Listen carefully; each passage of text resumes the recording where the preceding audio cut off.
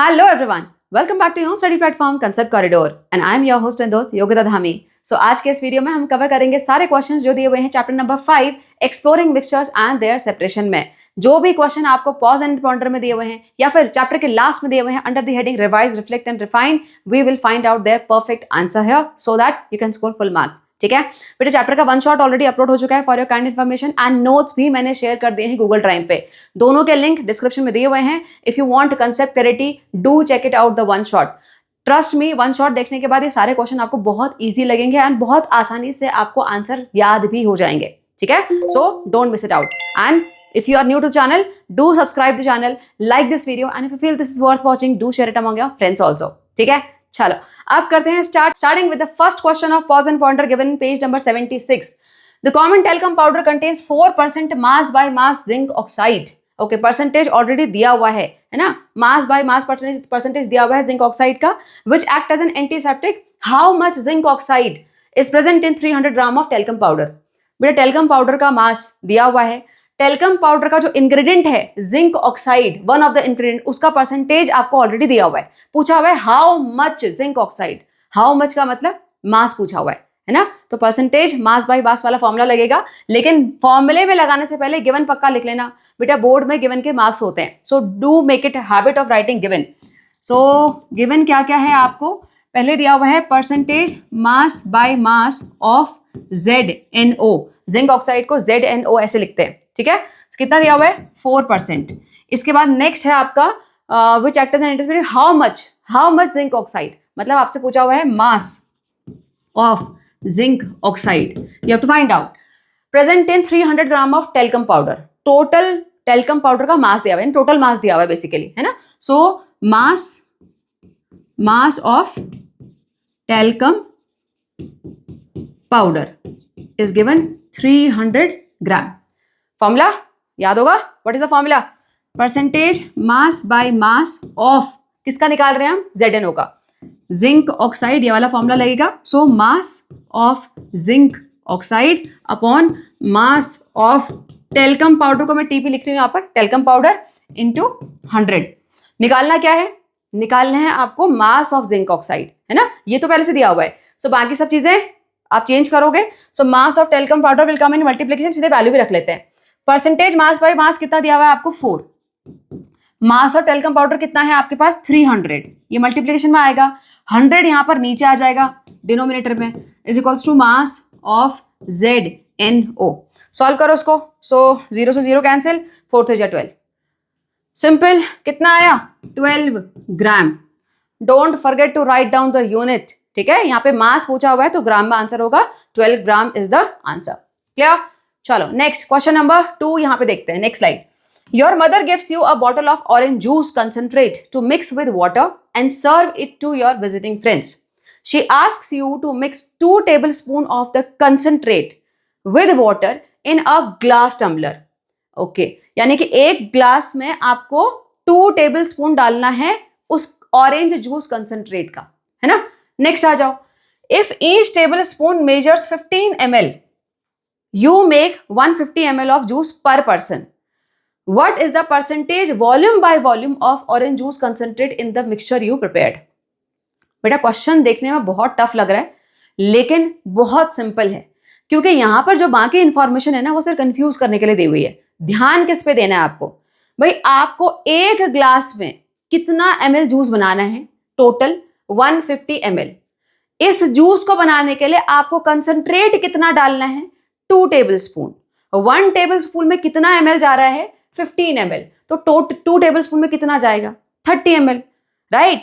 सो concentrate का volume आ गया आपका 30 ml, टोटल वॉल्यूम जो सॉल्यूशन बन रहा है, जूस बन रहा है, उसका 150 ml, percentage by percentage volume निकाल लो, है ना। तो बाकी सारी इंफॉर्मेशन सर कंफ्यूज करने के लिए दी हुई है। देखो आंसर कैसे लिखोगे। सो गिवन, अगेन गिवन में क्या लिखना है आपको, so here volume of the orange juice concentrate, है ना। पहले आप ये लिखोगे volume of orange juice concentrate पर ग्लास, है ना। पर ग्लास में कितना डाल रहे हो आप डाल रहे हो 2 tablespoon 2 टेबल स्पून, है ना, तो 2 टेबल स्पून, और आप ये लिख लो 2 टेबल स्पून इंटू 15 ml, सो कितना आ गया 30 ml। ठीक है, इसको मत लिखना, इसको हम हटा देते हैं, रुको यहाँ पर, आई इरेज दिस। ओके, आप डायरेक्ट लिखो 2 टेबल स्पून इंटू 15 ml, सो 30 ml, इतना कंसंट्रेट हम हर ग्लास में डाल रहे हैं, राइट। उसके बाद total volume of juice, not concentrate, total volume of juice पर ग्लास कितना है, कितना बन रहा है आपका 150 ml, राइट, सो 150 ml। ठीक है, सो लगाओ formula, percentage volume by volume, percentage volume by volume will be is equals to, यहां पर volume of orange juice concentrate upon total volume of juice into 100। बेटा बस लैंग्वेज थोड़ा लंबा है, बाकी बहुत इजी है ये। यहाँ पे volume of orange juice concentrate कितना है आपका 30, राइट डाउन 30 है। टोटल वॉल्यूम कितना है 150 इंटू 100, सॉल्व इट, 0 से 0 कैंसिल, हम इसको 5 से कर लेते हैं, 5 3 जा 15, 5 2 जा 10, राइट। अब 3 से सीधे कर लो 30 को, तो 3 10 जा 30, 10 2 जा 20 ml, 20 परसेंटेज, एक minute, so 20% will be the answer. ml क्यों नहीं लिखा, बिकॉज यहां पर हम वॉल्यूम नहीं निकाल रहे, हम यहां निकाल रहे परसेंटेज वॉल्यूम बाय वॉल्यूम। तो कितना परसेंट आपका ऑरेंज जूस कंसंट्रेट गया टोटल सॉल्यूशन में 20%। समझ आया, चलो आगे बढ़ते हैं। Question number 3, vinegar used as a food preservative and additive contains 5% volume by volume acetic acid.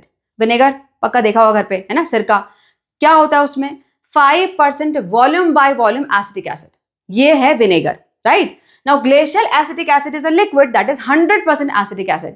बेटा glacial acetic acid pure acetic acid को बोला जाता है, इंपॉर्टेंट है, कॉम्पिटिटिव एग्जाम में भी आ जाता है, तो याद कर लो। ग्लेशियल एसिटिक एसिड किसको बोलते हैं 100% एसिटिक एसिड को, ठीक है। Now if you want to make vinegar from glacial acetic acid, how would you proceed. अगर लेबोरेटरी में मान लो आपको बोला कि भाई आपको ये प्योर एसिटिक एसिड हम दे रहे हैं, अब ये तो ऑब्वियसली विनेगर नहीं है, इससे आपको विनेगर बनाना है, तो क्या करोगे, ग्लेशियल एसिटिक एसिड थोड़ा सा लोगे, एक पर्टिकुलर वॉल्यूम लोगे और पानी में मिक्स करोगे, तब जाके आपको 5% volume by volume acetic acid मिलेगा, यानी वो विनेगर हो जाएगा। अब क्वेश्चन ये है कि कितना volume, how much volume of this glacial acetic acid you will take to mix in the water, कैसे निकालेंगे। बेटा यहाँ पर जब भी हम लेबोरेटरी में काम करते हैं तो मान के चलते हैं कि हम 100 ml सॉल्यूशन बनाने वाले हैं, है ना, तो प्री डिटरमाइंड सॉल्यूशन को हम ले लेते हैं 100 ml, उसका वॉल्यूम दिया नहीं हुआ है लेकिन हम लेके चलेंगे। तो 100 ml सॉल्यूशन बनाने के लिए हमें कितना volume of glacial acetic acid चाहिए। आपको समझ में आ रहा है क्वेश्चन, कैसे सॉल्व करोगे, फॉर्मूला लगाना है आपको वॉल्यूम बाय वॉल्यूम परसेंटेज वाला। सिमिलर टू दिस क्वेश्चन, यहां पर हमें मास ऑफ जिंक ऑक्साइड निकालना था, यहां पर हमें volume of this glacial acetic acid निकालना है, जो कि हम वाटर में मिक्स करेंगे, ठीक है।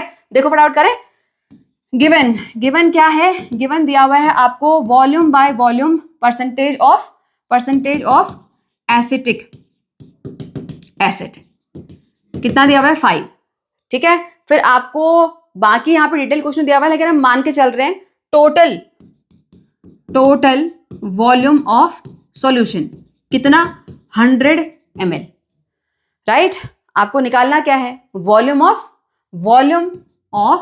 Glacial acetic acid. मैं शॉर्टकट में लिख रही हूं यहां पर, ये आपको फाइंड आउट करना है, ठीक है।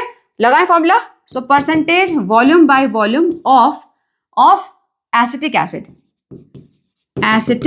एसिड, यहां पर आप विनेगर भी लिख सकते हो, हम विनेगर के लिए निकाल रहे हैं, is equals to volume of glacial acetic acid upon total volume of solution into 100। रखो फॉर्मूले में, निकालना क्या है, volume of glacial acetic acid, है ना, हम कितना ग्लेशियल एसिटिक एसिड लेंगे और उसको वाटर में डालेंगे, तो ये वॉल्यूम निकाल रहे हैं। So volume of glacial acetic acid is equals to ये परसेंटेज सीधे फॉर्मूला में रख लेते हैं, रुको, directly just write down the values. So percentage volume by volume दिया हुआ है कितना, 5 इंटू ये ऊपर जाएगा टोटल वॉल्यूम कितना होगा 100 अपॉन ये नीचे आएगा 100 से 100 कैंसिल, कितना डालोगे 5 ml. बस आपको 5 ml डालना है वाटर में जिससे कि टोटल सॉल्यूशन 100 ml बन जाए. तो 5 ml आप कितने वॉल्यूम ऑफ वाटर में डालोगे, 95 ml में. ठीक है, 100 ml में नहीं डालोगे. 100 ml वाटर लोगे और 5 ml एसिटिक एसिड ये ग्लेशियल एसिटिक एसिड लोगे, फिर तो 105 हो जाएगा, है ना. आपको टोटल सॉल्यूशन 100 ml बनाना है. क्लियर. चलो देखो मैंने आप प्रोसीजर लिख के दिया हुआ है. प्रोसीजर क्या है, take 5 ml of glacial acetic acid, add sufficient water to make the total volume 100 ml. This gives 100 ml of vinegar with 5% volume of acetic acid in it. समझ में आया. चलें, question number 4 here. Refer to the solubility curve given in activity 5.2. If equal masses of hot saturated solution of compound A and B are cooled from 80 degrees Celsius to 60 degrees Celsius, which solution is likely to deposit more solid? Okay, बेटा solubility curve पे question है, graph interpret करना है. यहां पर graph में compound A और compound B का सॉल्युबिलिटी कर्व दोनों दिए हुए हैं. आपसे पूछा हुआ है कि अगर 80 डिग्री सेल्सियस से 60 डिग्री सेल्सियस तक अगर हम सॉल्यूशन को कूल करेंगे तो कहां पर ज्यादा आपको सॉलिड डिपॉजिट होता हुआ दिखाई देगा, है ना. अब आंसर देने के लिए पहले आपको ग्राफ रीड करना है. तो ग्राफ रीड कैसे करोगे, जब स्केल पता होगा. तो फटाफट से स्केल पे ध्यान दो. यहां पर 0 से 1 2 3 4 5 बॉक्सेस में 50 यानी पर बॉक्सेस शोइंग यू 10 क्या 10 ग्राम, है ना, 10 ग्राम पर 100 ग्राम ऑफ वाटर. ठीक है, टेम्परेचर तो 10 20 30 40 सीधे दिया ही हुआ है. चलो अब देखते हैं. तो पहले 60 पे देखो, 60 डिग्री सेल्सियस पे यहां पर बेटा 50 से जस्ट ऊपर, मतलब 50 से ऊपर वाली लाइन में भी नहीं है, कहीं मिडवे है, राइट. तो हम इसको 55 ग्राम मान के चलते हैं. 1 बॉक्स इज रिप्रेजेंटिंग 10 ग्राम, ये मिडवे में है तो ये हो जाएगा 50 से हाफ ऊपर तो 55 gram, right. Compound A 60 degree Celsius पे इसने 55 ग्राम को डिसॉल्व किया. ठीक है, अब आ जाओ 80 पे. 80 पे कितना है, so this is again 50 60 65 gram. So 60 degree Celsius से जब हम 80 डिग्री सेल्सियस पे सॉल्यूशन को लेके गए तो इसने 10 ग्राम एक्स्ट्रा डिसॉल्व किया था. 10 ग्राम एक्स्ट्रा डिसॉल्व किया था, तो कूल करेंगे तो 10 ग्राम ही तो ऑब्वियसली डिपॉजिट तो दिखाई देगा.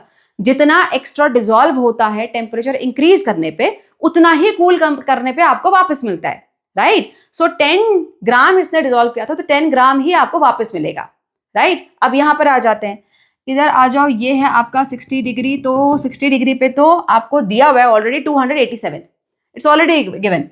287 ग्राम आपका कंपाउंड भी डिसॉल्व हुआ था 60 डिग्री सेल्सियस पे. 80 पे कितना हुआ उसको देखते हैं. सो 80 पे दिस इज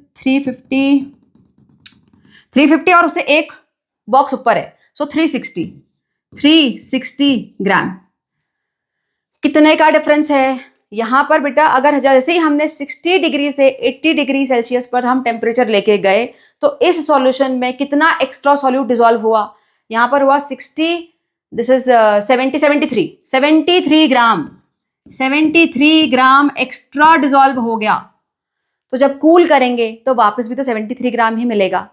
तो बताओ कहां पर आपको एक्स्ट्रा या फिर मोर सॉलिड डिपॉजिट होता हुआ दिखाई देगा कूलिंग पे. ऑब्वियसली यहां पर आपको 73 ग्राम मिलेगा डिपॉजिशन, यहां पर आपको ओनली 10 ग्राम मिलेगा. समझ में आया. चलो आंसर देखो कैसे लिखोगे. सो फ्रॉम ग्राफ, पहले तो रीड हमने क्या किया, from graph on increasing temperature from 60 degree to 80 degree Celsius 100 gram of water required 10 gram of extra compound ए.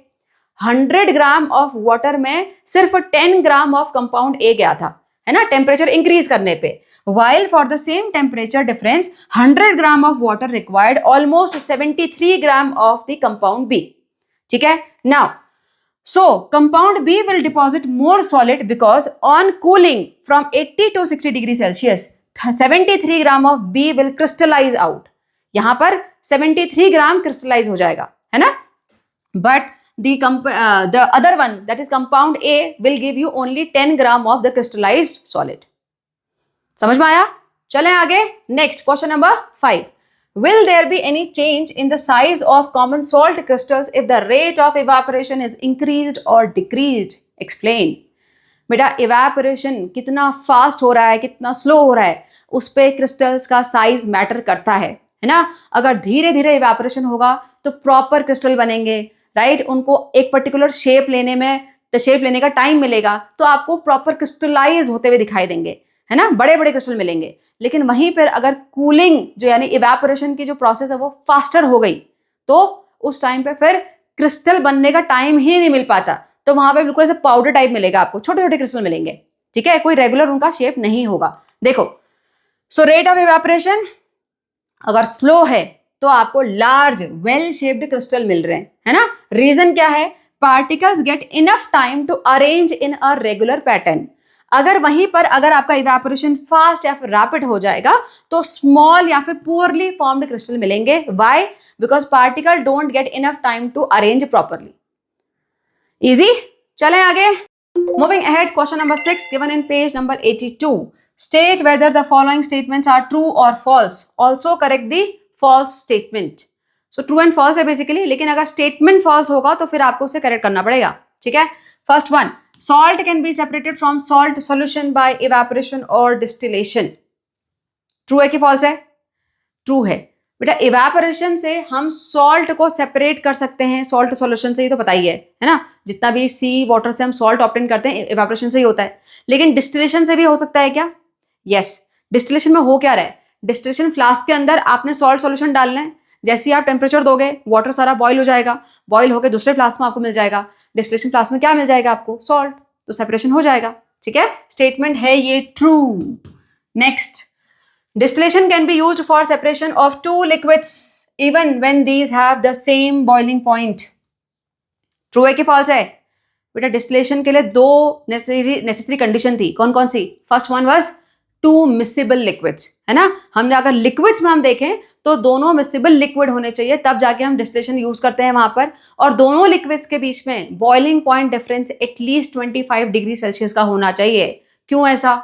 यहाँ पे लिखा है अगर दोनों का सेम बॉइलिंग पॉइंट है तब भी हो जाएगा. कैसे हो जाएगा? अगर दोनों का ही सेम बॉइलिंग पॉइंट होगा तो जैसे ही हम टेम्परेचर प्रोवाइड करवाएंगे, जब वो बॉयल होंगे तो दोनों के दोनों वेपर ऊपर चले जाएंगे ना, फिर सेपरेशन कहाँ हुआ?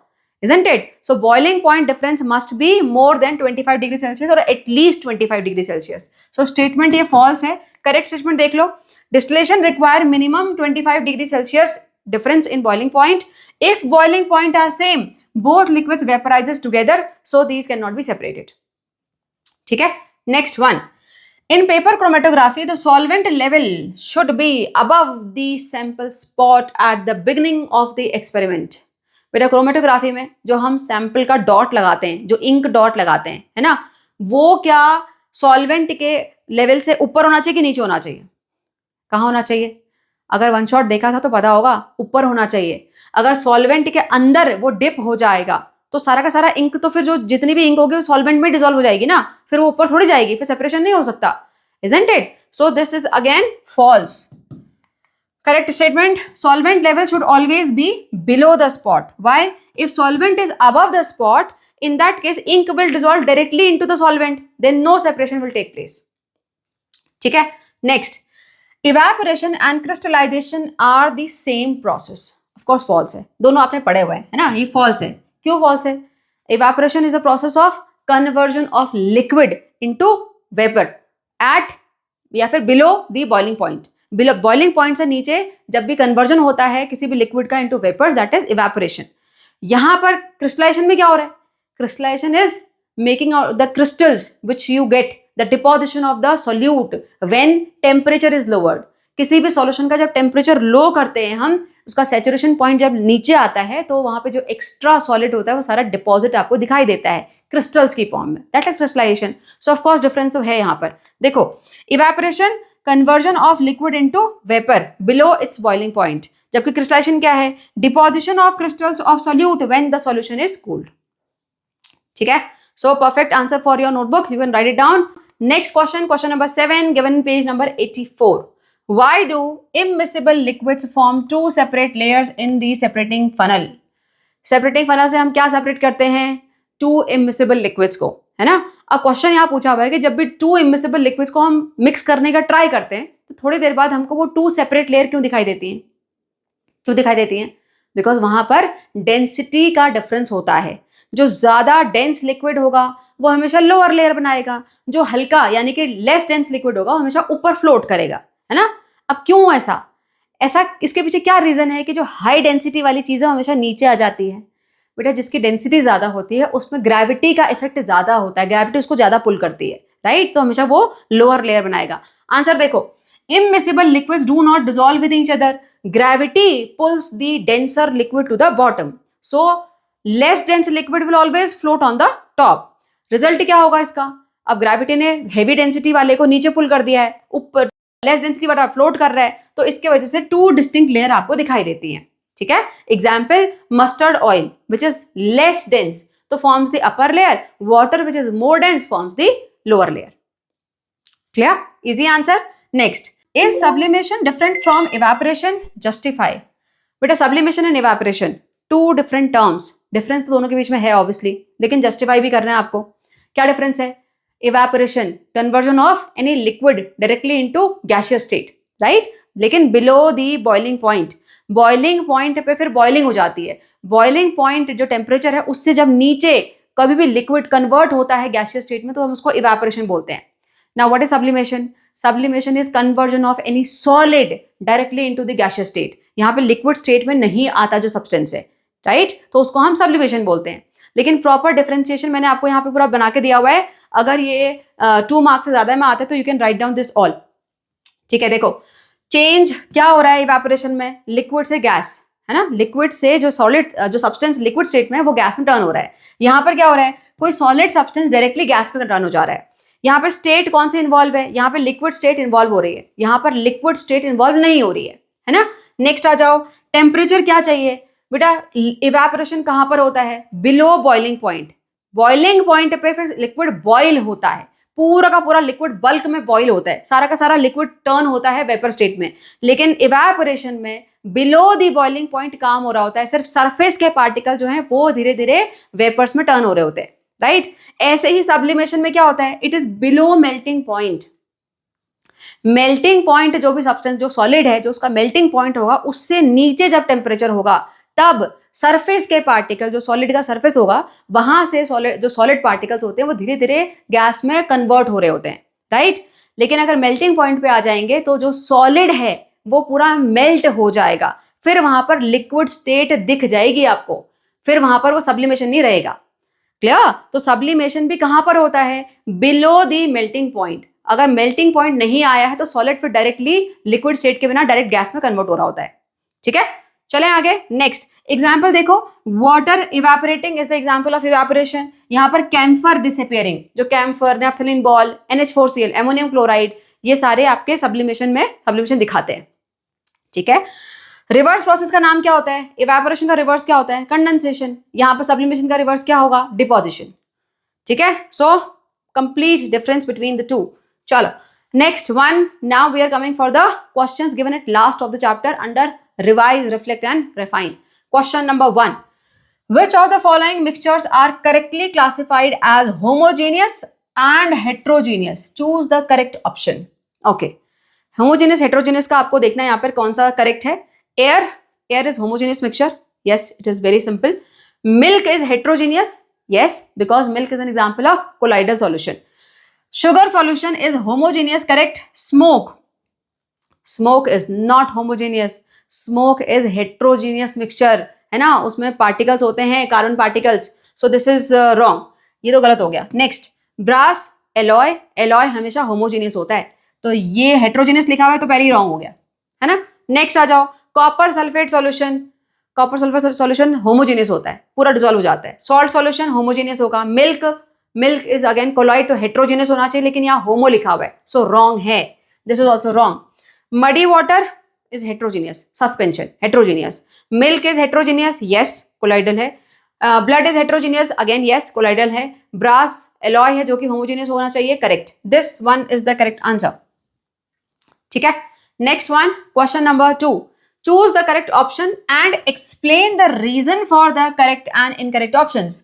विच among the following mixture show the Tyndall effect? Okay, Tyndall effect कौन दिखाता है? Tyndall effect, what is Tyndall effect? First of all, Tyndall effect is the scattering of light due to which the path of the light is visible, right? और ये कहाँ possible है? ये colloidal में possible है एंड सस्पेंशन में भी possible है, लेकिन होमोजेनियस सॉल्यूशन ये नहीं दिखाते हैं, ठीक है? अब देखो, तो mixture of air and dust particle heterogeneous, right? Heterogeneous है तो यहां पर दिखाएंगे। डस्ट पार्टिकल जहां पर भी होते हैं वहां आपको पता है कि लाइट का पाथ दिखाई देता है, सो यहां पर क्योंकि ये हेट्रोजीनियस है तो यस, टिंडल इफेक्ट दिखाएगा। Next, copper sulphate solution, copper sulphate and water, ये तो होमोजेनियस मिक्सचर है तो ये नहीं दिखाएगा, ये होमोजेनियस है और ये नहीं दिखाएगा। स्टार्च एंड वाटर, बेटा स्टार्च अगर वाटर में डालोगे तो फिर कोलॉइडल सॉल्यूशन बनता है ना? तो ये हेट्रोजीनियस होगा और ये भी आपको टिंडल इफेक्ट दिखाएगा। Next, acetone and water, two miscible liquids, अगर टू मिसेबल लिक्विड है तो सॉल्यूशन है, तो यहां पर फिर ये होमोजेनियस हो जाएगा, ये नहीं दिखाएगा। आंसर कहां पर है आपका? है this is A and C, A and C, this is the correct answer. Reason आपने यहां पे ऑलरेडी लिख के दे दिया है, ठीक है? चलें आगे। Next, question number 3, a mixture can be categorized as solution, a suspension or a colloid, each possessing distinct properties. Utilize the word, ये वाले word है ना, utilize the words or phrases provided in the box to fill in table 5.2. Words and phrases may be used more than once. Okay, यहाँ पे आ जाते हैं, एक minute. ये हैं सारे वर्ड्स एंड फ्रेजेस और इस टेबल को आपको फिल करना है। बताया क्या है, जो वर्ड्स एंड फ्रेजेस हैं वो दो जगह भी आ सकते हैं, है ना? अब इसको सिंप्लीफाई करने के लिए मैंने सारे इन वर्ड्स को यहाँ पे लिख दिया है। Now we will write down, we will differentiate और we will categorize them under the solution, suspension and colloids, ठीक है? करें स्टार्ट। देखो, लार्ज साइज्ड पार्टिकल, अब लार्ज साइज पार्टिकल, इसमें कुछ मेजरमेंट तो दिया नहीं हुआ है ना?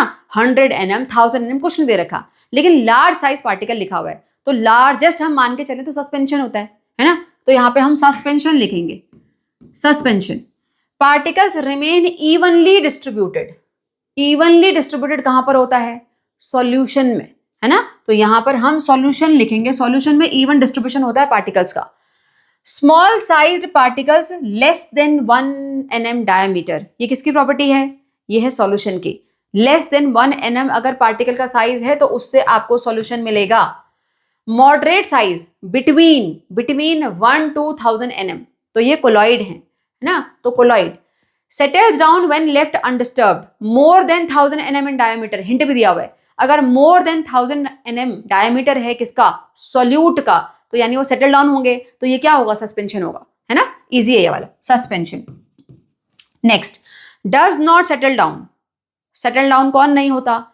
अब सॉल्यूशन में भी पार्टिकल सेटल डाउन नहीं होते बेटा, ब्लड में जो आपके आरबीसी, डब्ल्यूबीसी है ना, वो सस्पेंड रहते हैं, वो कभी सेटल डाउन नहीं होते। सो यहां पर दोनों में आ जाएगा, ये आ जाएगा कोलॉइड में एंड ऑल्सो इन सॉल्यूशन, ठीक है? सस्पेंशन में सेटल डाउन हो जाते हैं। Next, separates bye filtration, filtration से आप क्या सेपरेट कर सकते हो? आप मड वाटर, चॉक वाटर को सेपरेट कर सकते हो। आप क्या फिल्ट्रेशन से ब्लड को सेपरेट कर सकते हो या मिल्क को सेपरेट कर सकते हो? नो, है ना? और ऑब्वियसली सॉल्यूशन तो होते ही नहीं सेपरेट, तो यहां पर आएगा सिर्फ सस्पेंशन, कोलॉइड सेपरेट नहीं होता है। नेक्स्ट, ट्रांसपेरेंट कौन सा होता है इनमें से? Obviously only one, that is solution, that is only one transparent, बाकी ट्रांसपेरेंट नहीं होते हैं। नेक्स्ट, सॉल्ट सॉल्यूशन, सॉल्यूशन तो ऑलरेडी लिखा हुआ है तो ये सॉल्यूशन की कैटेगरी में ही आएगा। Milk is a colloid, sand in water is a suspension, easy है ये बहुत इजी है। स्मोक क्या है? स्मोक इज अ कोलॉइड, है ना? कोलॉइड पूरा ही लिख लेते चलो अभी। हेट्रोजीनियस मिक्सचर, ओके, अब हेट्रोजीनियस मिक्सचर कौन कौन से हैं? कोलॉइड एंड सस्पेंशन दोनों हैं, है ना? तो यहां पर कोलॉइड भी आएगा एंड सस्पेंशन भी आएगा। Can not be separated by filtration, that is again यहां पर कोलॉइड एंड सॉल्यूशन, इन दोनों के पार्टिकल्स को हम सेपरेट नहीं कर सकते फिल्ट्रेशन से। मड अगर मड वाटर है तो फिर ये क्या होगा? सस्पेंशन, सस्पेंशन का एग्जाम्पल है ये। Butter is colloid, right? So ये कोलॉइड में आएगा। Brass is an alloy, it means it will come under the solution, solid solution, है ना? So this will come under solid solution, that's it. Moving ahead, question number 4, Solve the following problems. A cake recipe uses dry ingredients, namely 75 gram of sugar for 420 gram of all-purpose flour, 5 gram of sodium hydrogen carbonate. Express the concentration of each component in the mixture using an appropriate method. Okay. बेटा आपको पूछा हुआ है concentration. Express the concentration. Concentration कैसे निकालेंगे? मास by mass, mass by volume, volume by volume कैसे निकालेंगे? बेटा यहां पर देखो सारे के सारे ड्राई इंग्रेडिएंट है, राइट? सारे ड्राई इंग्रेडिएंट का इंडिविजुअल का मास आपको दिया हुआ है। सारे के सारे जो मास है उनको प्लस करोगे तो टोटल ड्राई इंग्रेडिएंट का मास मिल जाएगा। बस रखो फॉर्मूले में, मिल जाएगा आपको मास बाय मास परसेंटेज का। ठीक है, देखो गिवन, गिवन से स्टार्ट करेंगे तो गिवन क्या है? मास ऑफ शुगर कितना दिया हुआ है? 75 ग्राम। फिर दिया हुआ है आपको mass of all purpose floor कितना दिया हुआ है? 420 ग्राम। फिर आपको mass of sodium hydrogen carbonate, formula क्या होता है? NaHCO3 कितना दिया हुआ है? 5 ग्राम। इंडिविजुअल मास सारे दिए हुए हैं, टोटल कर लो। सो टोटल मास कितना हो गया? 75, 80 प्लस 425, 100 ग्राम। टोटल मास निकल गया। अब स्टार्ट हो जाओ यहां पर, percentage mass by mass of sugar. Let's say sugar का निकालना है, सो क्या होगा? मास ऑफ शुगर अपॉन टोटल। तो मास ऑफ शुगर कितना दिया हुआ है यहाँ पे? 75। टोटल कितना है? 500 इंटू 100। Solve it. 100 से 0 कैंसिल, 5 हो गया आपका ये 15। So this is 15%।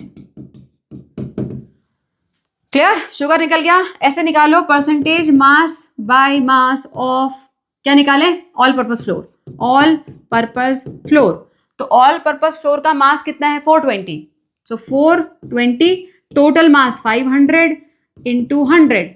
अगेन 0 से 0 कैंसिल, 5 से कर लो इसको सॉल्व। 5 8 जा 40, बचा 220, 5 4 जा 20, 84% is the mass by mass percentage of all purpose floor. Clear? इसके बाद नेक्स्ट आ जाते हैं, percentage mass by mass of NaHCO3। NaHCO3 कितना है? 5 ग्राम अपॉन 500 इंटू 100। सॉल्व, 0 से 0 कैंसिल एंड दिस इज 5 बन जा 5, 1%। आगे सारा देखो, 84%, 1%, 85% और 15%, टोटल 100%। क्लियर? तो this way you have to solve this. Next यहाँ पर एक और क्वेश्चन है, उसको हम देखेंगे नेक्स्ट स्लाइड में। Here a brass alloy contains 70% copper by mass. Calculate the quantities of copper and zinc present in 120 gram of brass. बेटा ब्रास एंड एलॉय किससे मिलकर बना होता है? कॉपर एंड जिंक से। तो आपसे पूछा हुआ है 120 ग्राम अगर ब्रास है तो इसमें कितना कॉपर होगा और कितना इसमें जिंक होगा, यानी बेसिकली दोनों का मास आपको निकालना है, राइट? और यहाँ पर आपको percentage mass by mass copper का दिया हुआ है। तो अगर परसेंटेज मास बाय मास आपके पास है कॉपर का, टोटल मास आपके पास है पूरे एलॉय का, तो कॉपर का मास निकल सकता है। एक बार कॉपर का मास निकल जाएगा तो उसको माइनस कर लेना, इसमें से बचा हुआ मास किसका होगा? जिंक का। सिंपल करें, देखो गिवन से स्टार्ट करेंगे। क्या दिया हुआ है? परसेंटेज मास बाय मास किसका? कॉपर का, of Cu 70%। Total mass 120 gram. रखो फॉर्मूले में। So percentage mass by mass of copper is equals to mass of copper upon total mass into 100। हम निकाल क्या रहे हैं? हम मास ऑफ कॉपर निकाल रहे हैं। तो थोड़ा शफल कर लें, शफल करते करते वैल्यू भी रख लेते हैं। So mass of copper is equals to, percentage कितना दिया हुआ है? 70। टोटल मास ऊपर जाएगा मल्टीप्लाइकेशन में, कितना है? 120, और नीचे क्या आएगा? ये वाला 100, राइट? सो 0 से 0 कैंसिल, दोनों 12 7 जा 84। सो आपके पास आ गया 84 ग्राम। 84 ग्राम ऑफ कॉपर, राइट? लेकिन आपको सिर्फ कॉपर का मास नहीं पूछा हुआ है, आपसे यहाँ पर जिंक का मास ही पूछा हुआ है। तो क्या करेंगे? टोटल मास में से इसको माइनस कर लो, ठीक है? So mass of zinc is equals to total mass minus mass of copper. Total mass आपके पास 120, मास ऑफ कॉपर आपके पास कितना आया 84। कितना आएगा बताओ 120, 20, 30, 36 gram. Mass of zinc is 36 gram. That's it, done, clear. चलो next question number 5। The label on cooking oil pack says 1 litre means 910 gram, है ना। If this oil is mixed with water, will it form a separate layer? If so, which substance will be on the top? How will you separate the two layers? And also draw the diagram of the apparatus used. Okay, एक question में बहुत सारे छोटे छोटे question पूछे हुए हैं। देखो बेटा, ऑयल अगर वाटर में मिक्स करोगे तो पता ही है ना, इनवेरेबली आपको पता है कि ऑयल ऊपर लेयर में आ जाएगा, वाटर नीचे वाली लेयर में आ जाता है, right. These are two immiscible liquid. लेकिन आपको यहाँ जस्टिफाई करना है, पूछा हुआ है क्वेश्चन आपसे, राइट।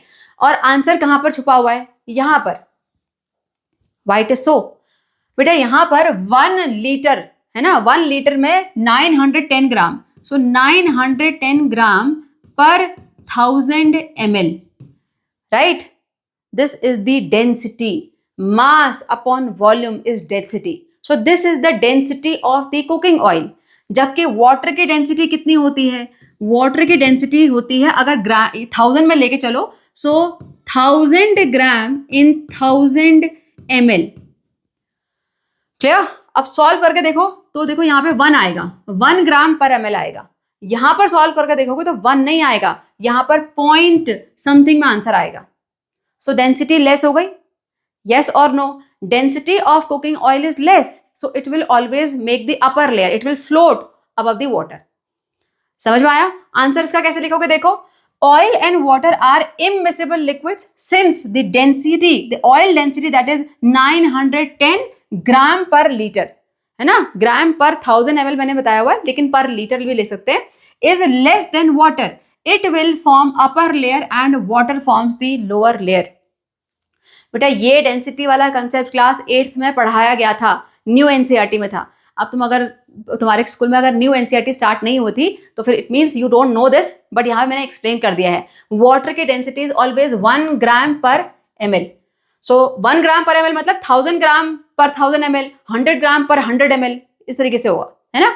अब यहाँ पे इसकी डेंसिटी देखोगे तो आपको सॉल्व करके देखो लेस ही मिलेगी ऑयल की, that's why it always float. Understood. चलो आगे देखो, we will separate, how we will separate this, by separating funnel.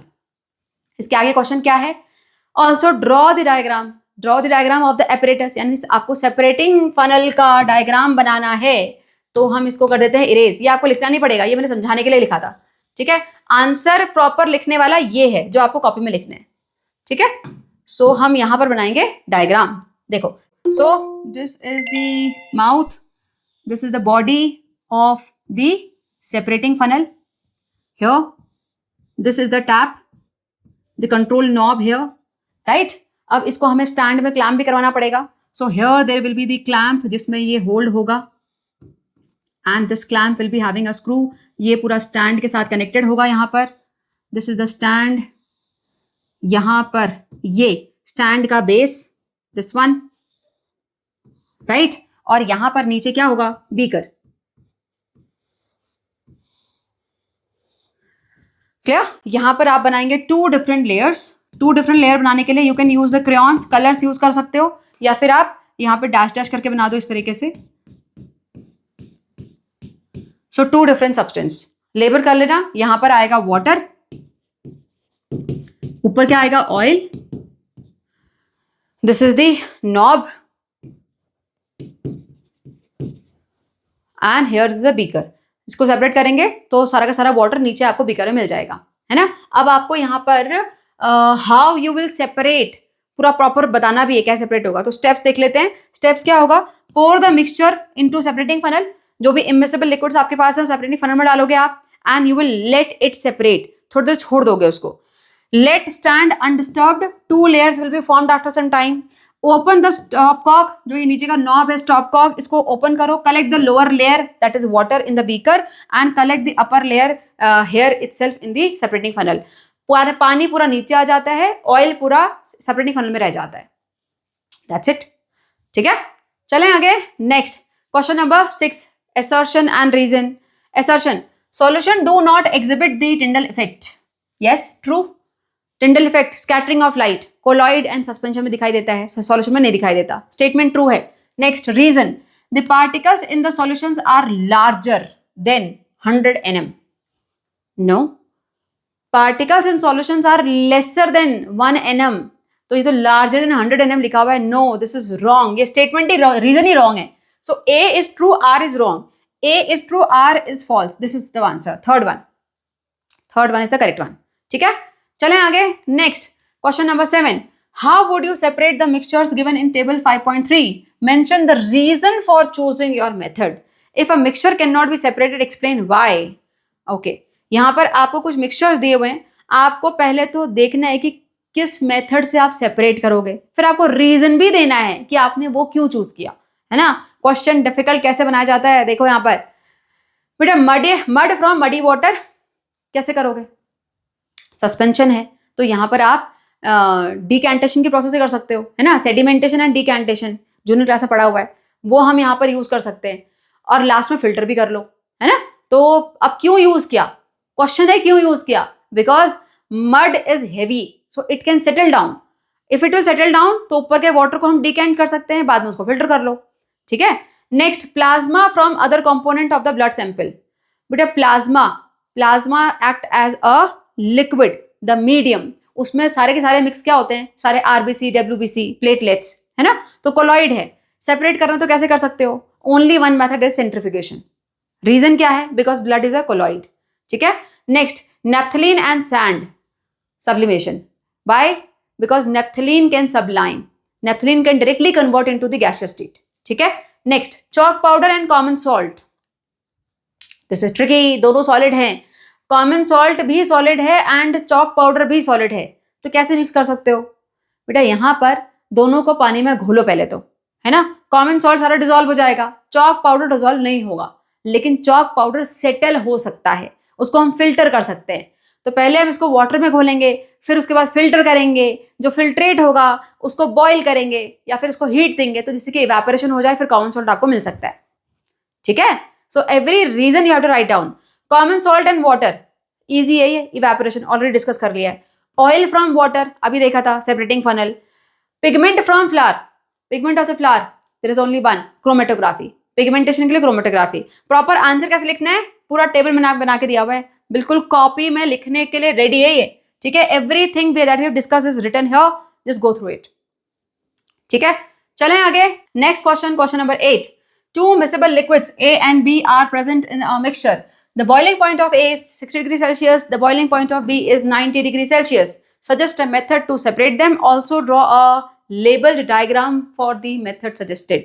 Similar type of question पहले किया था, लेकिन वहां पर थे two immiscible liquid. यहाँ पर है two miscible liquids, है ना. और जो liquids हैं उनका boiling point देखो, A का 60 डिग्री सेल्सियस, B का है 90 डिग्री सेल्सियस. डिफरेंस कितना हुआ? 30 डिग्री सेल्सियस का. So it means it is meeting our requirement for distillation. Miscible liquid है, boiling point difference 25 degree Celsius ज्यादा है, तो यहाँ पर हम सिंपल डिस्टिलेशन यूज करेंगे. ठीक है. देखो कैसे लिखना है answer. Boiling point of A 60 degree, boiling point of B 90 degree, difference 30 degree Celsius, so more than 25 degree Celsius. So we will go for simple distillation. उसके बाद आप कैसे सेपरेट करोगे? सो प्रॉपर स्टेप्स लिखने पड़ेंगे and also draw the diagram. तो पहले diagram बना लेते हैं, उसके बाद फिर स्टेप्स को देखेंगे. ठीक है. डायग्राम के लिए क्या बनाना है? Distillation flask. तो किस पे रखेंगे? स्टैंड पे आप डिस्टिलेशन फ्लास्क को रखोगे. मैं रफ बना रही हूँ, स्केल से बनाना कॉपी में, प्रॉपर सीधी लाइन के साथ. ठीक है. So this is your stand here. Stand के ऊपर आप रखोगे ट्राइपॉड स्टैंड जिसके नीचे फ्लेम बर्नर होता है ना. Bunsen burner here. यहाँ से फ्लेम आएंगी, इसके ऊपर वायर गॉज होगा. वायर गॉज के ऊपर हम यहाँ पर क्या रखते हैं? Distillation flask. डिस्टिलेशन फ्लास्क का लॉन्ग नेक होता है और यहाँ पर राउंड बेस होता है. एक मिनट, राउंड बेस. ठीक है. इसको आप क्लैंप करोगे ऑब्वियसली यहाँ से स्टैंड से. सो स्टैंड से क्लैंप होगा ये इस तरीके से कुछ. यहाँ पर इसके नॉब्स होते हैं, स्क्रू होता है basically. So this is your distillation flask ready. इसके बाद यहाँ पर आपको एक एयर टाइट इसका कॉक लगाना पड़ता है and it is having a pipe inside, a pipe which can take the vapors out, right, of the first liquid जिसका boiling point कम होगा. उसके बाद ये जो पाइप है ये फर्दर जाएगा आगे, लेकिन बीच में किससे पास होके जाता है? ये कंडेंसर से। यहां पर क्या होता है? Condenser, some kind of this type of structure. यहां पर वन साइड से कंटिन्यूअस इनलेट होता है कोल्ड वाटर का। कोल्ड वाटर क्योंकि आ रहा है तो वेपर्स के कांटेक्ट में जैसे ही वो कोल्ड वाटर आता है तो वेपर्स कंडेंस हो जाते हैं, इसलिए इसको कंडेंसर बोलते हैं। और क्योंकि वेपर के कांटेक्ट में आके जो कोल्ड वाटर होगा वो थोड़ा बहुत हीट ले लेगा उसकी, तो यहां से वार्म वाटर आउट हो जाता है। सो कोल्ड वाटर का इनलेट, वार्म वाटर का आउटलेट कंटिन्यूस चलता रहता है। यहां से ये पाइप नीचे आएगा and here it will come down and we will collect all the liquid in a conical flask. ठीक है, तो कोनिकल फ्लास्क भी यहां पर बेस स्टैंड में रखा होगा। That's it. लेबल करो फटाफट से आप। यहां पर this is distillation flask, right? This is condenser. Here it is cold water inlet. This is warm water outlet. Here this is liquid.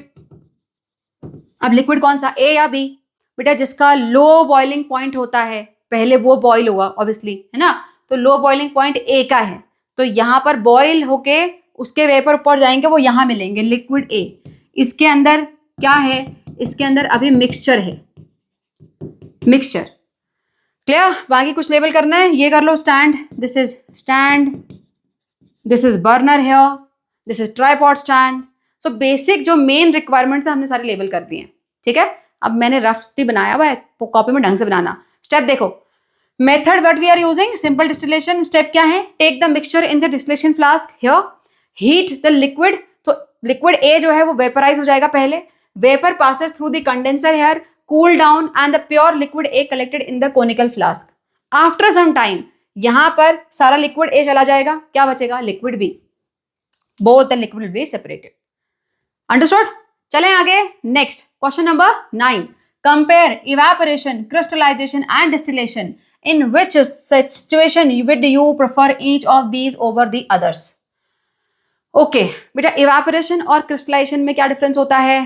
क्या होता है? Evaporation conversion of liquid into gaseous state, crystallisation में deposition हो रहा है solid का, solute का, जब हम टेम्परेचर को लो कर रहे हैं। डिस्टिलेशन में यहां पर भी हम सेपरेट कर रहे हैं लिक्विड को, लेकिन लिक्विड हमारा बर्बाद नहीं हो रहा। इवेपोरेशन में लिक्विड सारा इवेपोरेट हो रहा है लेकिन हमको रिकवर नहीं कर पा रहे हैं उसको, है ना? लेकिन डिस्टिलेशन में जो लिक्विड इवेपोरेट हो रहा है यानी बॉयल हो रहा है उसको हम कलेक्ट कर लेते हैं, उसको भी हम यूज कर सकते हैं। ठीक है, सो डिफरेंस देखो कैसे होगा। Tabular form proper, what it does. Evaporation में क्या होता है? इवेपोरेशन में जो सॉल्वेंट होगा वो सारा का सारा रिमूव हो जाएगा, नीचे सिर्फ सॉल्यूट मिल जाएगा आपको, है ना? यहां पर क्रिस्टलाइजेशन में क्या होता है? आपको प्योर क्रिस्टल मिलते हैं। डिस्टिलेशन में क्या होता है? डिस्टिलेशन में सब्सटेंस बिल्कुल सेपरेट आपको दो अलग अलग मिल जाते हैं। सो सेपरेट्स द मिसेबल लिक्विड्स। यहां मैंने मिसेबल लिक्विड से एग्जांपल में दिया हुआ है, otherwise you can write down separates the two components of the mixture. Got it? Next आ जाओ, what we get here, solute. यहां पर इवेपोरेशन में सॉल्वेंट तो मिलता नहीं है तो यहाँ पे सॉल्यूट मिलता है। क्रिस्टलाइजेशन में क्या मिल रहा है? प्योर क्रिस्टल्स मिल रहे हैं। और डिस्टिलेशन में क्या मिल रहा है? डिस्टिलेशन में आपको प्योर लिक्विड्स मिल रहे हैं। मिसेबल लिक्विड के केस में टू प्योर लिक्विड्स मिल जा रहे हैं। नेक्स्ट, सॉल्वेंट रिकवरी कहां पर होती है? इवेपोरेशन में नो, नहीं होती। क्रिस्टलाइजेशन में हम सिर्फ क्रिस्टल पे ध्यान देते हैं, हमको उस लिक्विड से कोई मतलब नहीं है, सो नो।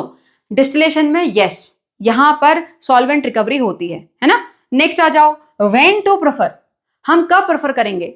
जब हमको सिर्फ सॉल्यूट चाहिए तो हम सिंपल इवेपोरेशन कर लेंगे। जब हमको प्रॉपर क्रिस्टल्स चाहिए तो हम फिर क्रिस्टलाइजेशन देखेंगे। जब हमको सॉल्वेंट और सॉल्यूट दोनों ही चाहिए फिर हम यहां पर डिस्टिलेशन को करेंगे। ठीक है, नेक्स्ट एग्जांपल देख लो, salt from sea water, evaporation. Copper sulphate crystal चाहिए तो फिर क्रिस्टलाइजेशन। एसीटोन को वाटर से अगर अलग करना है तो फिर distillation. Clear? So perfect answer for your notebook again. Next question, question number 10, blood is an example of colloidal mixture. What would happen if blood behaved like a true suspension inside the body? In blood sample, identify the dispersed phase and dispersion medium. Okay, बेटा अगर blood जो कि एक colloidal mixture है वो suspension की तरह behave करेगा तो क्या होगा, सस्पेंशन में सारे के सारे जो पार्टिकल्स होते हैं वो सेटल डाउन हो जाते हैं। तो अगर ब्लड भी सस्पेंशन की तरह बिहेव करेगा तो जितने भी आरबीसी, डब्ल्यूबीसी, जो भी आपके ये प्लेटलेट्स हैं वो सारे सेटल डाउन हो जाएंगे, फिर तो मूव ही नहीं करेंगे एक जगह से दूसरी जगह, है ना। तो ऐसे में ब्लड फ्लो हो ही नहीं सकता, so we can not survive. Clear? Answer देखो, if blood behave like a true suspension blood cell would settle down. अगर सेटल डाउन हो गए so blood would not flow properly, इसके वजह से nutrient, gases, hormones would not be transported, body organs would fail, ultimately we all will die. ठीक है, अभी और लाइन लिखने की जरूरत नहीं है। नेक्स्ट, सेकेंड पार्ट में क्या पूछा है, in a blood sample identify the disperse phase and dispersion medium. बेटा dispersion medium is always more in quantity, तो मोर क्या है, plasma, plasma is the dispersion medium. उस मीडियम में ये क्या, आरबीसी, डब्ल्यूबीसी, प्लेटलेट्स, ये हैं आपके डिस्पर्स फेज। ठीक है, answer dispersion phase is the blood cell, सारे आरबीसी, डब्ल्यूसी, प्लेटलेट, और मीडियम क्या है आपका, प्लाज्मा, जो कि ज्यादा होता है क्वांटिटी में। क्लियर? चलें आगे। Next question number 11, you are given a mixture of sand, common salt and naphthalene.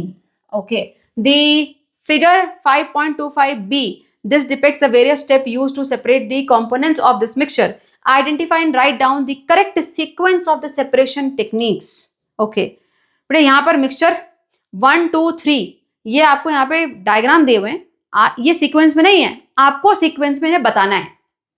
अब देखो मिक्सचर किस चीज का है, sand, common salt and naphthalene, तीनों ही सॉलिड हैं। अब इनको अगर सेपरेट करना है तो कैसे करोगे, क्या करेंगे बताओ। यहां पर ध्यान दो, नेप्थलीन पे, सैंड है, कॉमन सॉल्ट है एंड नेप्थलीन है। तो नेप्थलीन एक ऐसा है जो सॉलिड स्टेट से ही डायरेक्ट हम इसको अगर सबलाइम कर दें तो आपका एक यहाँ पे सेपरेट हो जाएगा, है ना। तो सबसे पहला स्टेप होगा इस पूरे मिक्सचर को सबलाइम करना।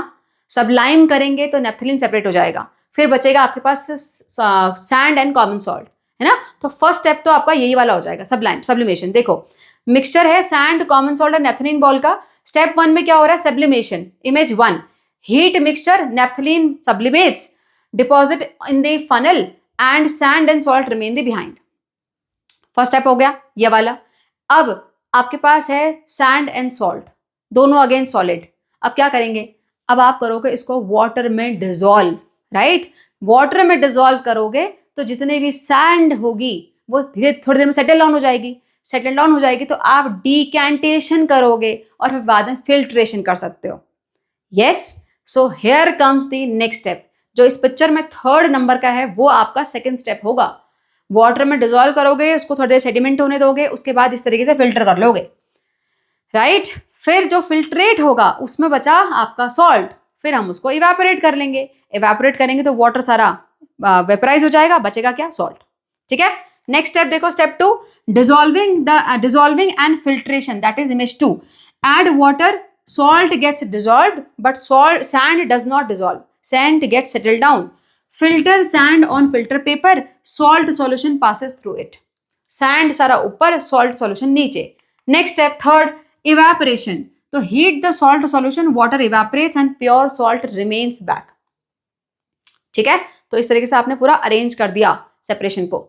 चलो moving ahead, next question number 12, why is distillation an effective method for separating a mixture of water and acetone? Water and acetone both are miscible liquids. Miscible liquids हैं और temperature difference है इनके बीच में। बेटा acetone का boiling point 56 degree Celsius, water का boiling point 100 degree Celsius, more than 25 degree Celsius. It is meeting the criteria for distillation, that's why. ठीक है, आंसर देखो, distillation is effective for water and acetone because acetone and water are miscible liquids. Boiling point of acetone is 56 degrees Celsius. Boiling point of water is 100 degrees Celsius. Difference is 44 degrees Celsius, which is more than 25 degrees Celsius, right? So all the requirements are meeting the distillation. ठीक है? Again, simple answer. Next, question number 13. Answer the following questions with the help of the data given here. Okay, एक tabular form में पूरा data दिया हुआ है, इसको आपको इंटरप्रेट करना है और फिर क्वेश्चंस के आंसर देने हैं। पहले एक बार डेटा को देख लो। सॉल्युबिलिटी ऑफ वेरियस सॉल्ट्स, यहाँ पे आपको इतने सारे सॉल्ट दिए हुए हैं, potassium nitrate, sodium chloride, potassium chloride and ammonium chloride.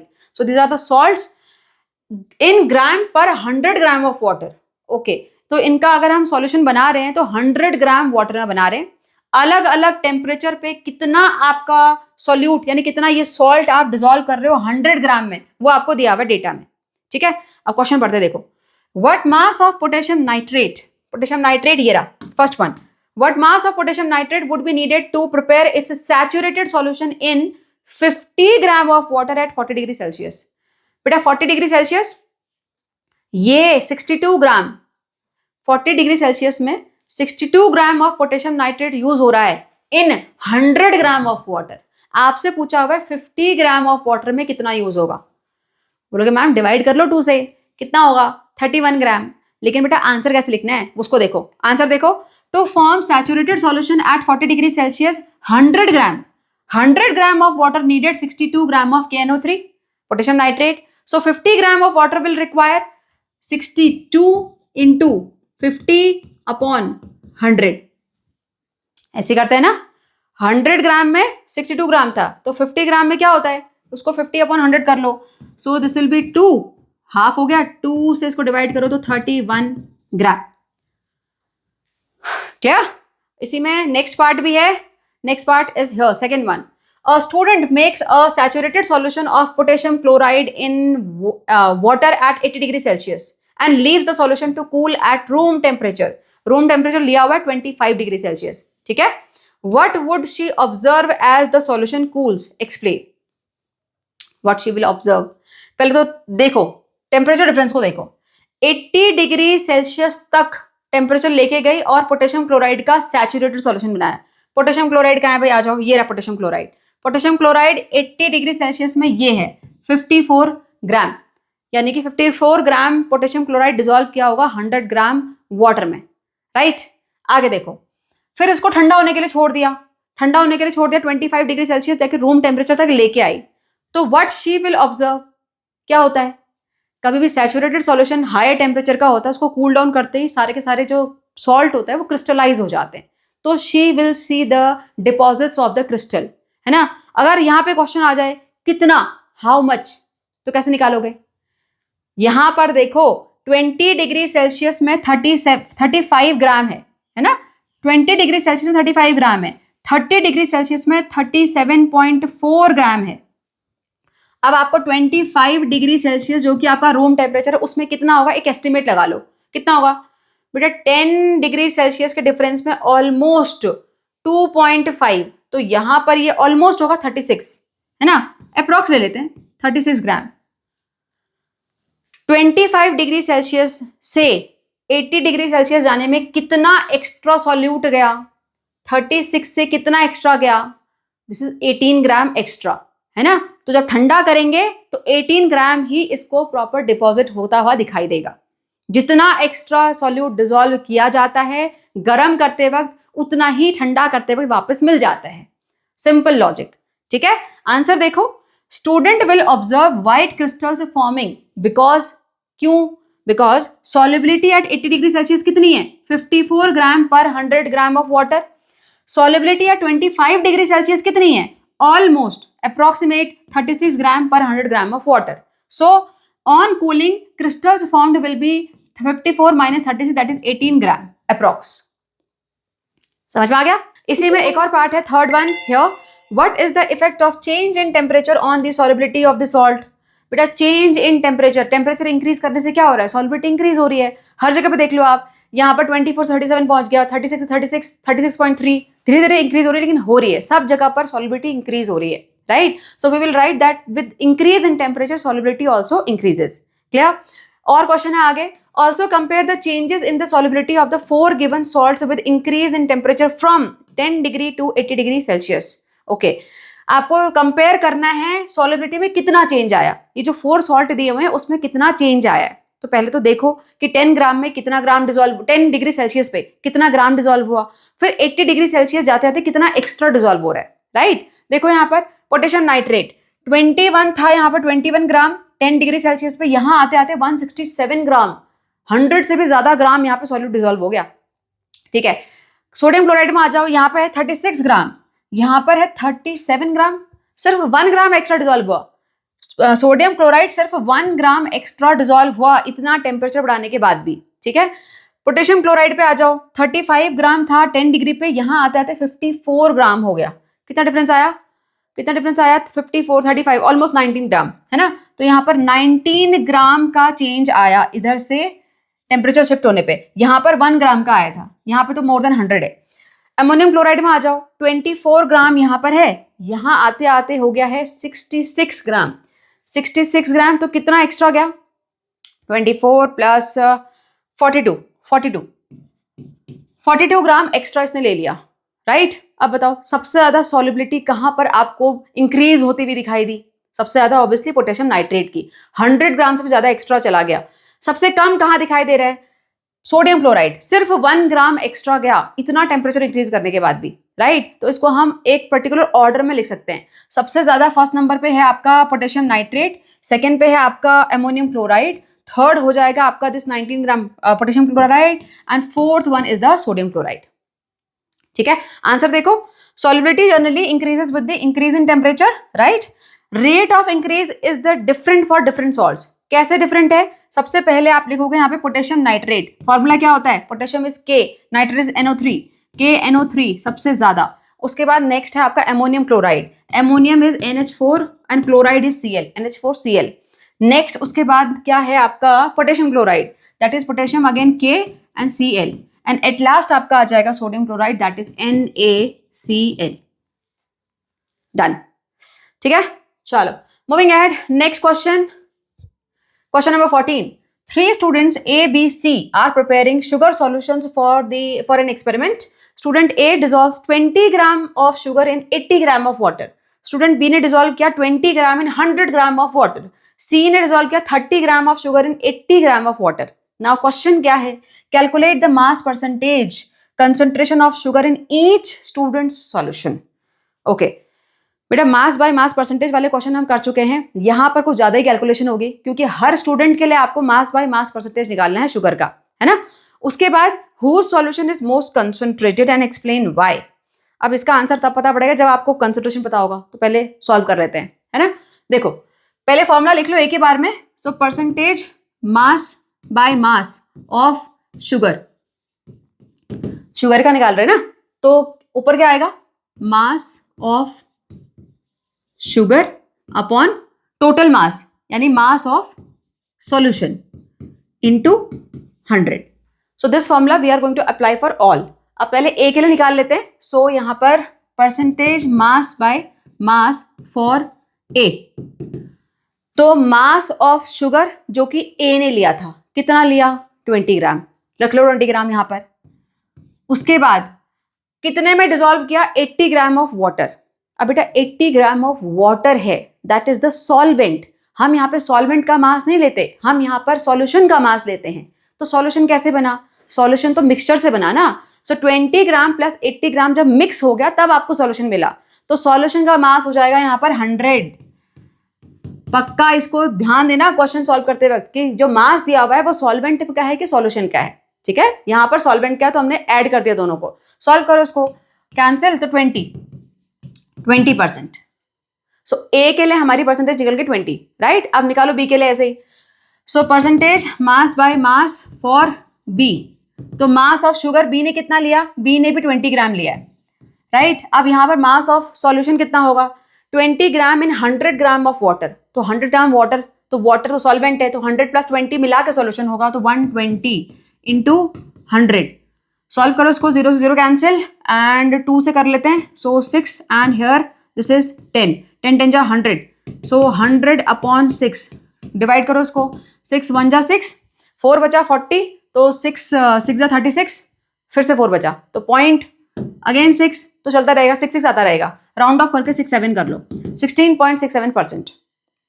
Clear. Next आ जाओ, percentage mass by mass for C, C के लिए निकालो। तो इसका है 30 ग्राम, मास ऑफ शुगर 30 ग्राम है, dissolve in 80 gram of water, तो 80 प्लस 30 कितना हो गया, 110। This is the mass of solution into 100। 0 से 0 कैंसिल, सॉल्व कर लो, तो ये हो जाएगा आपका 300 अपॉन 11। डायरेक्ट कर लेते हैं, है ना, 11 से करो। सो 11 2 जा 22 बचा कितना 8 80 11 7 जा 77 राइट 11 7 जा 77 फिर पॉइंट लगेगा सो 3 30 11 2 जा फिर से 11 2 जा हो गया तो 22 फिर 8 बचेगा सो यही 2727 चलता रहेगा 27.27%। क्लियर?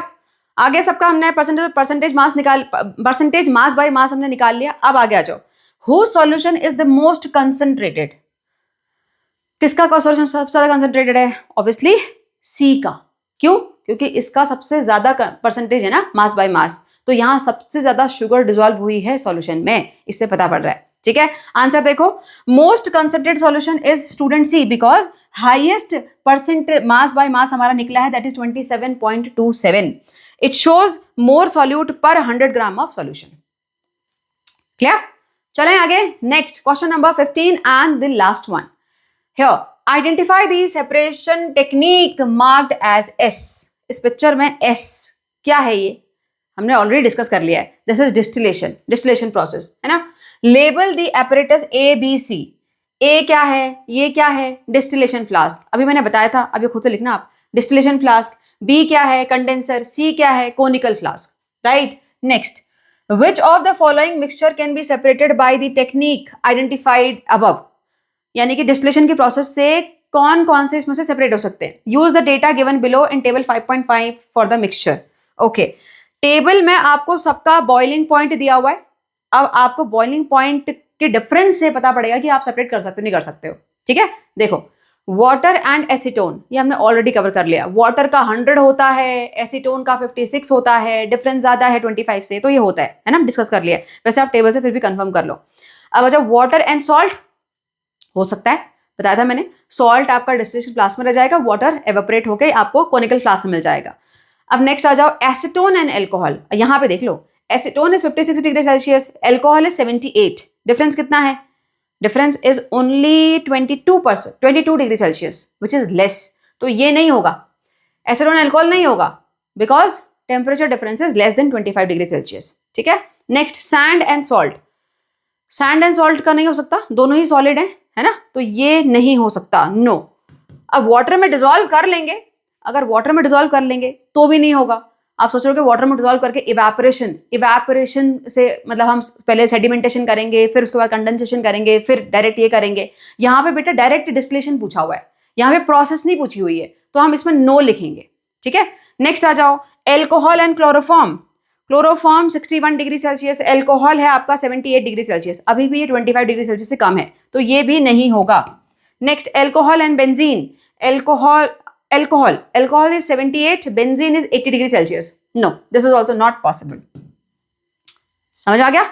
चलें आगे। So with this, we are done with this all questions. I hope you were able to understand each and every concept. But still, अभी भी कोई doubt है, अभी भी कोई ऐसा question है जो समझ में नहीं आ रहा है, so comment. I will revert back there. ठीक है? See you soon for the next chapter. Till then, take care and bye bye.